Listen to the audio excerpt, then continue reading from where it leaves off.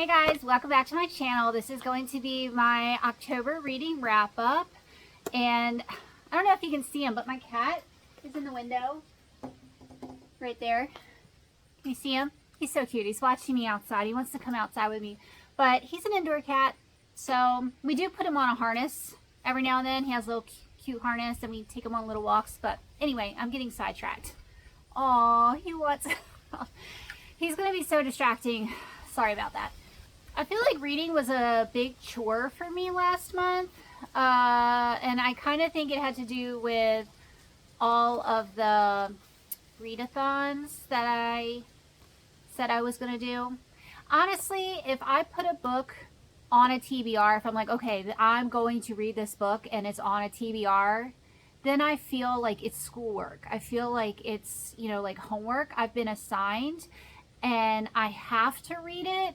And once I feel like I have to read it, it makes me not want to read it. I'm like, I have a million other things that I could be doing right now besides reading that book.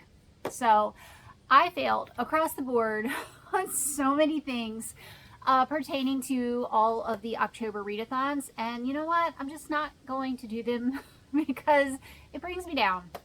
I'm not good at them. So moving on. The first book that I read in October was called A Bond of Briars by Erin Phillips. This was a very strange book for me to pick up because it is YA, Christian, dark fantasy, and that is not my thing at all. I don't typically go for YA or fantasy. I mean, I like Lord of the Rings type of stuff, but like YA fantasy, I've never been a fan of it. Someone that I follow on TikTok made this book sound so interesting. So I decided to pick it up. And I'm really glad I did because I gave this book 5 stars. This was and I don't know if I want to use the word retelling, but it was a retelling of Ruth from the Bible. Maybe it was inspired. And this is the second book. I don't know if this is a series or how many books are going to be a part of this. This is the second one, and I did not read the first one. The first one was about Esther. And that one, I went back after I read this one. The one about Esther got some not so great reviews because of the way Mordecai was portrayed. He was portrayed as not a good guy, and people were not happy about that. And so I can totally understand that. But with this one, I was okay with the way she was portrayed because it was explained so well. She lost so much and she was bitter and dealing with all of her grief. But then there was so much light and redemption at the end. Like, it was kind of a tough read. There was a lot of things going on in this book that were difficult, that were dark. There was dark magic. There was curses. The main character is a girl who has a demon attached to her, and she has to perform sacrifices to the demon in order to get certain favors in exchange. And a lot of times these favors are for the health of someone else, or, for things that would be deemed good and helpful, not for just for her benefit. But gosh, when she starts working in the fields, gleaning the fields, because that is very similar to the Bible story, she just learns so much and she grows so much as a person. And I loved her redemption in the end. There is also another character in this book that is another person from the Bible, but from a completely different part of the Bible. And I really love how that was kind of slipped in, how the two storylines were weaved together. I just thought that was really interesting. Anyway, I really enjoyed this story.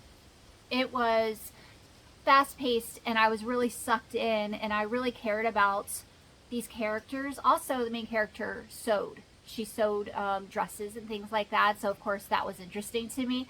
But, yeah, I really liked it. I don't know if I'm going to go back and read the Esther one or not. Maybe. If any of you guys have read it, I don't know what it was called. But, yeah, let me know what you think about it. The next one that I read was a nonfiction book, and this one was part of the Hobbit-a-thon? What's the read-a-thon called? I can't remember. I know you guys know what I'm talking about, though. Anyway, I did read this book for that read-a-thon. I didn't do anything else for the read-a-thon. I only read the one book. But the book is A Hobbit, a Wardrobe, and a Great War, How J.R.R. Tolkien and C.S. Lewis Rediscovered Faith, Friendship, and Heroism in the Cataclysm of 1914 to 1918 by Joseph LeConte. That is a mouthful. This one I also gave 5 stars to. This one really is exactly as the title describes. It went into great detail about what life was like for these two men before they went into the war, while they were in the war, the types of people they met and had friendships with in the war, and how those friendships and the people that they knew helped them to create the characters that they created. One thing I found especially interesting was J.R.R. Tolkien took the character of the Hobbit from the men that he was like down in the trenches with. So he was an officer, and the enlisted men are, you know, of the lower ranks. And he was talking about how those men, who a lot of people didn't put a whole lot of faith into, were the most courageous. That those men who, you know, the 18-year-olds who nobody really thought a whole lot of, would be the first ones to run out into battle and to save their friends. And how he used that in creating the character of Samwise Gamgee. I loved that so much. There were some parts in this that I teared up when I heard stories like that. Coming from a military family, those things just... I love that. I really enjoyed this story. I listened to it on audio. It was very enjoyable, and I highly recommend it. Next one I read was Murder on the Thames. This is book 1 in the Cherringham series. I've read a few of the other books in the series over the last few years, and the books that I read were much further along in the series, and I had never read book 1. So I decided to go back to the first book to see how everything started. The main characters are a man from New York who is a retired detective, and when he retired, he decided to move to the Cotswolds in England, and he lives on a little houseboat with his dog. He just kind of wanted peace and quiet and to get away from all of the craziness in New York. And he meets a woman named Sarah, who is a divorced single mother, and they become great friends, and they work on solving cases together. And they have a lot of respect for each other, and they work really well together. I love listening to these books on audio because the narrator does a great job of doing his accent, like the New York gruff kind of accent, and the British accent. So I find them really just like nice and calming. They are so cozy. These are clean mysteries. And so I don't think there's been any cussing. There's no sex, nothing like that in any of the ones that I've read. So, and they're quick. They're all novellas. So you can listen to a whole book in like 3-4 hours maybe. So if you want like a quicker, cozy read, they are perfect. This book in particular, I gave 3.5 stars to, because this was, like I said, the very first book in the series, and the books definitely do get better as they go on. So the books that I read that are later in the series, I thought were better. They're more fleshed out, I guess. But I am really glad that I did go back and read book 1. This one was about the main character, Sarah. One of her old-time friends was found in the river, and this is the book where she meets the detective, and they start pairing up to solve cases. So I just thought it was a really nice beginning and super cozy, and I recommend that series.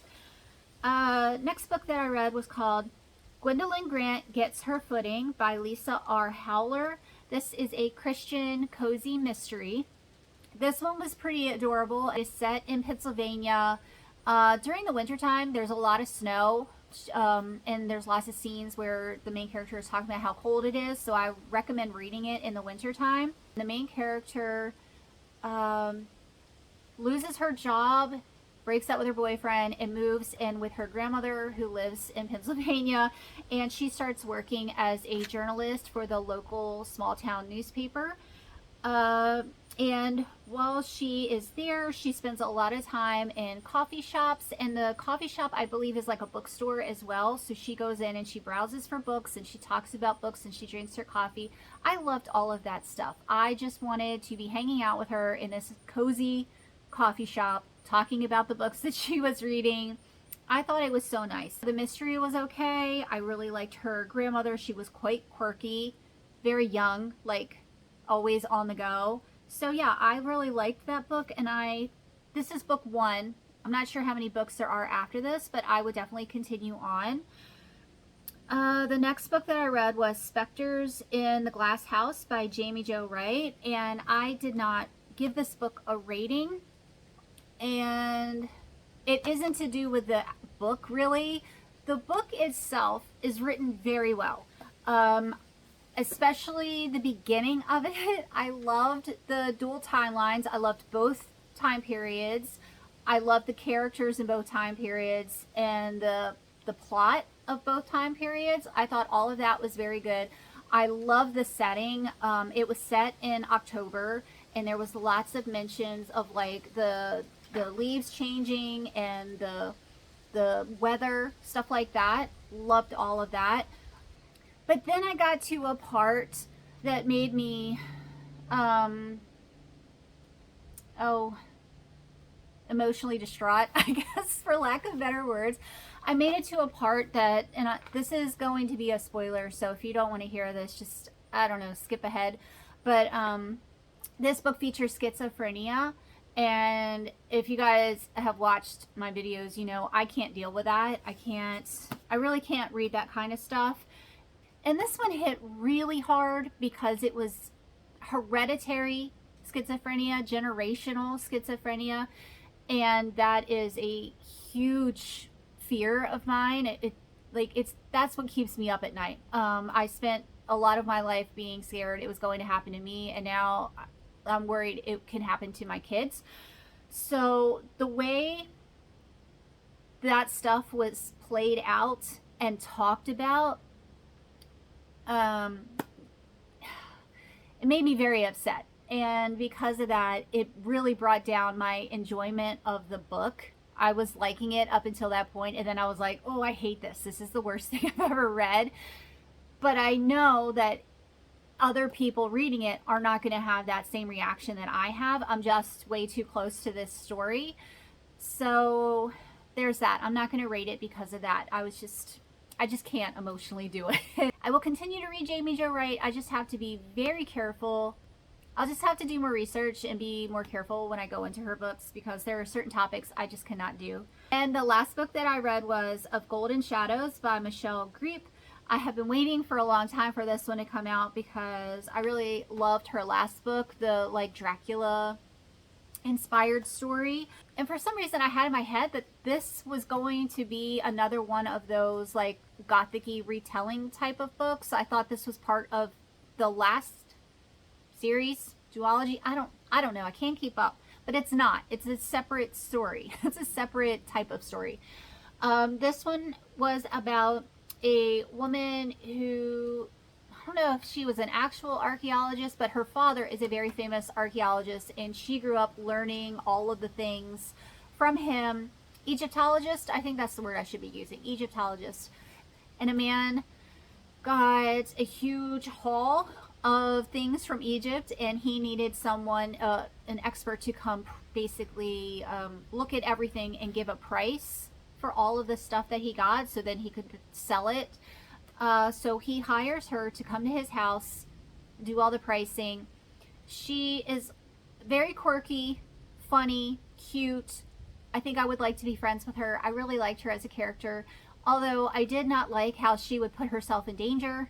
I'm not a fan of that, and when women, especially, they know something is dangerous, they know it's a bad idea, and they're like, I don't care, I'm going to do it anyway. No, stop. Do not do that. So no, I'm not a fan of that, and I didn't like when she had that attitude, but other than that, I really did like her. I really liked the main guy. He had a learning disability that I thought was really interesting that was put into this book, because I don't think I've ever read another book that featured that.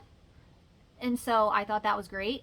There is a little bit of a mystery in this story, but I think it was pretty light. I feel like this is more of just a historical romance, and I really like the romance. So I gave this one 4 stars. I really liked it. Yeah, and those are my thoughts on that. There was several books that I didn't mention in this video that I started and I got like halfway through and just gave up on. I don't know if I'm actually going to DNF them or just maybe get to them at a later point. So I don't know. We'll see. I hope everybody is having a fantastic day, and I will see y'all soon. Bye.